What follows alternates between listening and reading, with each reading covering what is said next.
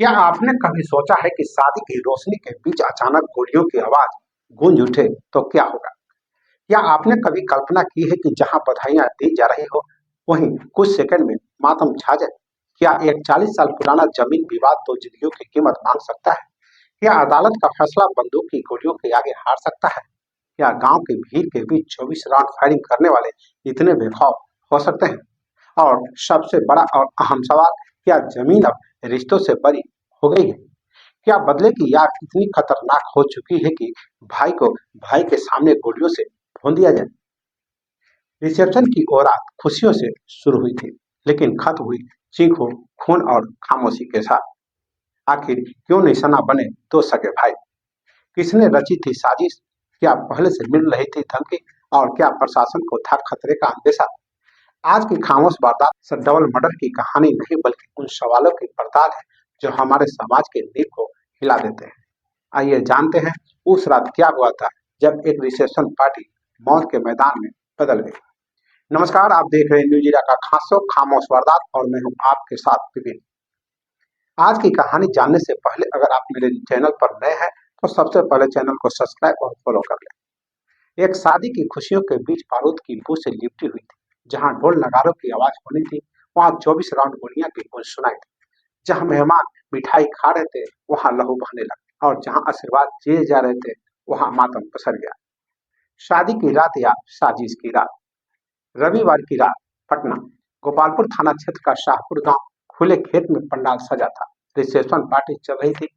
दौलत राय के बेटे विक्की की शादी का जश्न। गांव के लोग, रिश्तेदार, बच्चे, बुजुर्ग सब मौजूद थे। खाने की खुशबू फैल रही थी। डीजे बज रहा था। लोग हंस रहे थे। लेकिन क्या किसी को अंदाजा था कि कुछ ही मिनटों में खुशी की ये महफिल खून से रंगने वाली है? रात करीब 9 बजे। प्रत्यक्षदर्शियों के मुताबिक रात करीब 9 बजे दो सगे भाई मनीष कुमार और उनका छोटा भाई मंजीत पार्टी स्थल में पहुंचे। दोनों गांव के ही रहने वाले थे। किसी ने सोचा भी नहीं होगा कि ये उनकी आखिरी शाम होने वाली है। अचानक 10 से 12 हथियारबंद लोग पंडाल में दाखिल होते हैं। चेहरों पर गुस्सा होता है, हाथों में बंदूक होती है। वे सीधे मनीष और मंजीत की ओर आगे बढ़ते हैं, उन्हें घेर लेते हैं और फिर कुछ बहस शुरू होता है। कुछ तीखी आवाजें निकलती है और अगले ही पल गोलियों की तड़तड़ाहट। एक, दो, तीन नहीं, बल्कि कई राउंड फायरिंग। पूरा पंडाल दहशत में डूब गया। पांच पांच गोलियां सिर और सीने में। हमलावरों ने कोई मौका नहीं छोड़ा। नजदीक से लगातार फायरिंग की। सिर पर, सीने पर, यानी कि शरीर के ऊपरी हिस्से पर गोलियां मार दी। मनीष जमीन पर गिर पड़ा और मौके पर ही दम तोड़ दिया। वहीं मंजीत तड़पता रहा। उसे अस्पताल ले जाया गया, लेकिन डॉक्टरों ने उसे भी मृत घोषित कर दिया। सवाल उठता है, क्या यह अचानक हुआ झगड़ा था या पहले से रची गई साजिश? क्या ये गुस्से में किया गया हमला था या सोची समझी हत्या? 40 साल पुराना जमीनी विवाद जांच में जो बात सामने आई, वो इस कहानी को और भी गंभीर बना देती है। मामला जुड़ा है 6 बीघा पुश्तैनी जमीन से। राजकिशोर राय उर्फ राजू राय मनीष और मंजीत के पिता है। उनका अपने गोतिया कृष्णा राय से विवाद है। वो करीब 40 साल पुराना है। 4 दशक यानी कि कोर्ट में मुकदमा चलता रहा। पीढ़ियां गुजर गई, लेकिन जमीन का फैसला हाल ही में आया था। 5 महीना पहले कोर्ट का फैसला आया राजकिशोर राय के पक्ष में, यानी जमीन उन्हें मिल गई। क्या यही वजह बनी? गांव वालों का कहना है कि हार से नाराज पक्ष बदला लेने की फिराक में था। आरोप है कि कृष्णा राय के बेटों और उनके सहयोगियों ने इस वारदात को अंजाम दिया। अगर ऐसा है तो सवाल है, क्या 4 दशक पुराना विवाद दो जवान बेटों की जान ले लेगा? क्या कोर्ट का फैसला किसी की जिंदगी से बड़ा हो गया? परिवार का दावा है, मनीष और मंजीत पर पहले भी हमला हुआ था। मारपीट, जान से मारने की धमकी, यहाँ तक कि कोर्ट परिसर में भी विवाद हुआ था। परिवार ने शिकायत की, लेकिन क्या उन्हें पर्याप्त सुरक्षा मिली? परिजन कहते हैं नहीं। अगर शिकायत हुई थी तो कार्रवाई क्यों नहीं हुई? क्या पुलिस को खतरे का अंदेशा नहीं था? क्या पहले की शिकायतों को गंभीरता से लिया गया? पंडाल में भगदड़, गोलियां चलती रही। लोग जान बचाकर इधर उधर भागने लगे। बच्चे रोते रहे, महिलाएं चीखती रही। कोई टेबल के नीचे छिप गया, कोई खेत की तरफ भागा और हमलावर आराम से फायरिंग करते रहे और फिर मौके से फरार हो गए। क्या किसी ने उन्हें रोकने की कोशिश की? क्या किसी ने वीडियो बनाया? क्या सीसीटीवी में कुछ कैद हुआ? सूचना मिलते ही गोपालपुर थाना पुलिस पहुंची। थाना प्रभारी अमित कुमार ने घटना की पुष्टि की। उन्होंने कहा, पुलिस पूरे मामले की जांच कर रही है। इलाके में तनाव को देखते हुए अतिरिक्त बल तैनात कर दिया गया है। पटना के सिटी एसपी परिचय कुमार ने बताया, दोनों भाइयों को अस्पताल ले जाया गया, जहां डॉक्टरों ने उन्हें मृत घोषित कर दिया। लेकिन बड़ा सवाल, क्या आरोपी पकड़े जाएंगे और कितनी जल्दी? क्योंकि पटना में हत्या कोई नई बात नहीं है। साल 2025 पटना जिला में कुल 239 हत्याएं हुई है। जिला 4 एसपी क्षेत्रों में बटा है। पटना पूर्वी सबसे ज्यादा 83 हत्याएं, पटना पश्चिमी 76, ग्रामीण एसपी ग्रामीण क्षेत्र 51, पटना सेंट्रल 29। इनमें से करीब 60% विवाद जमीन से जुड़ी है, यानी जमीन अब सिर्फ संपत्ति नहीं रही, जिंदगी और मौत का सवाल बन चुकी है। क्या बिहार में जमीन जान लेगी? हर गांव में कहीं न कोई जमीन का झगड़ा है, पीढ़ियों से चलता हुआ विवाद है। बच्चे बड़े होते हैं और दुश्मनी विरासत में मिलती है।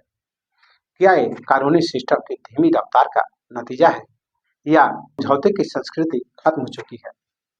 शादी में हमला क्यों? हमलावरों ने रिसेप्शन पार्टी को ही क्यों चुना? क्या उन्हें पता था कि दोनों भाई वहां आएंगे?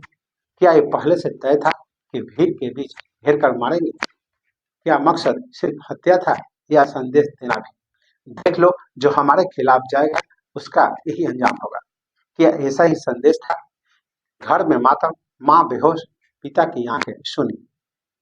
एक साथ दो बेटों की अर्थी। क्या कोई पिता इस दर्द को झेल सकता है?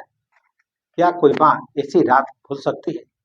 10 से 12 लोग हथियार के साथ खुलेआम 24 राउंड फायरिंग करते हैं। वो गांव के बीच में, शादी के पंडाल में। क्या उन्हें डर नहीं था कि पुलिस आएगी, या उन्हें भरोसा था कि वो बच निकलेंगे? समाज की खामोशी। घटना के बाद गांव में सन्नाटा। लोग धीरे धीरे अपने घर लौट गए। लेकिन क्या इस खामोशी में डर छुपा है? क्या गवाह सामने आएंगे या हमने कुछ नहीं देखा कहकर चुप हो जाएंगे? 4 दशक तक मामला अदालत में चला, आखिर फैसला आया। लेकिन क्या बंदूक ने अदालत को हरा दिया? अगर कोर्ट के फैसले के बाद भी बदले में हत्या हो तो क्या कानून की जीत अधूरी रह जाती है? आने वाले दिन अब पुलिस सीसीटीवी फुटेज खंगाल रही है, संदिग्धों की तलाश जारी है, इलाके में पुलिस बल तैनात है। लेकिन क्या तनाव खत्म हुआ या कोई और वारदात का इंतजार कर रही है? एक बड़ी सच्चाई, ये सिर्फ दो भाइयों की हत्या नहीं, ये कहानी है जमीन की, अहंकार की, पुरानी दुश्मनी की और सिस्टम की धीमी चाल की। क्या हर जमीन विवाद हत्या में बदलेगा? क्या पंचायत स्तर पर तेज समाधान नहीं हो सकता? क्या प्रशासन पुराने विवादों की सूची बनाकर संवेदनशील मामलों में सुरक्षा नहीं दे सकता? क्या समाज बातचीत की राह नहीं चुन सकता? खामोश वारदात, लेकिन सवाल बहुत। आज की इस वारदात ने कई सवाल खड़े किए हैं, कानून पर, प्रशासन पर, समाज पर और हम सब पर। अंत में रिसेप्शन की वो रात अब हमेशा शाहपुर के इतिहास में खून से लिखी जाएगी। मनीष और मंजीत अब सिर्फ नाम रह गए, लेकिन उनका सवाल हवा में तैर रहा है। क्या जमीन इंसान से बड़ी हो गई? क्या 4 दशक पुरानी दुश्मनी 4 सेकंड में 2 जिंदगियां खत्म कर सकती है? सबसे बड़ा सवाल, क्या अगली खामोश वारदात फिर किसी जस्ट को मातम में बदलेगी? नमस्कार, आप देख रहे थे न्यूज जीरा का खास कार्यक्रम खामोश वारदात। मैं हूं आपके साथ विपिन। सावधान रहिए, सचेत रहिए, क्योंकि अपराध कभी भी किसी भी जस्ट को खामोश कर सकता है।